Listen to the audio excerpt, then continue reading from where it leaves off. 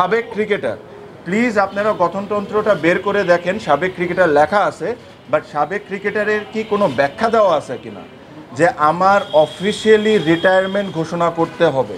যদি এই কেসই হয়, বিসিবি যে 15 জনের তালিকা দিয়েছেন, মোহাম্মদ আশরাফুল তো রিসেন্টলি ইংল্যান্ডে ক্রিকেট খেলে এসেছেন, আমিনুল ইসলাম বুলবুল ভাই আমাদের প্রেসিডেন্ট, উনিও অফিসিয়ালি কোনো জায়গায় রিটায়ারমেন্ট ঘোষণা করেন নাই।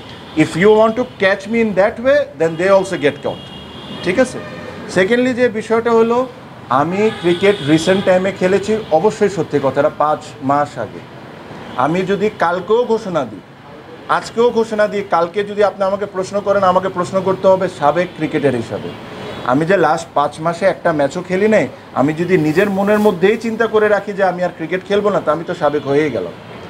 গঠনতন্ত্রতে যদি এই কথাটা লেখা থাকে যে একদম স্পেসিফিকলি আপনাকে অমুক ডেতে ঘোষণা দিয়ে দিতে হবে যে আপনি সাবেক ক্রিকেটার, তাহলেই আপনার এই কাউন্সিলরশিপের বৈধ, তাহলে আমি মানতে পারি। এই জায়গায় তো কোনো কিছু লেখা নেই, ধরলাম সাবেক ক্রিকেটারকে বাদই দিলেন।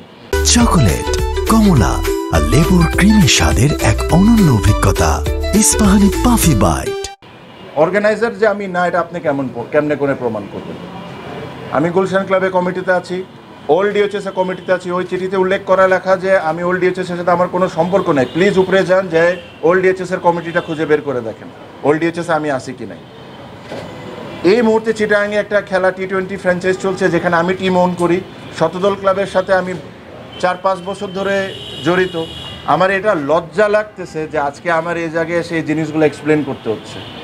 আমরা এতটাই নিচে নেমে যাচ্ছি জাস্ট কিছু ইচ্ছা ফুলফিল করার জন্য, যে আপনারা এ পর্যায়ে নিয়ে আসতেছেন। আমি আবারও বলি, সঠিকভাবে ইলেকশন করি, হেরে যাই, কে প্রেসিডেন্ট হোক না হোক আমার কোনো কিচ্ছু যায় আসে না, বাট এই নোংরামি করেন না জাস্ট ইগো বা জিতার জন্য। এটা এখানে ক্রিকেটের বিষয়, এখানে ক্রিকেটের 18 কোটি মানুষের ইমোশন এটার সাথে জড়িত। সো এই নোংরামিগুলা করেন না। আমি আবারও বললাম, ভেরি হাম্বলি একটা রিকোয়েস্ট করছি যে নোংরামিগুলা করেন না, ক্রিকেটকে ক্রিকেটের মতো থাকতে দেন, ক্রিকেটের নির্বাচনকে ক্রিকেটের নির্বাচনের মতো থাকতে দেন।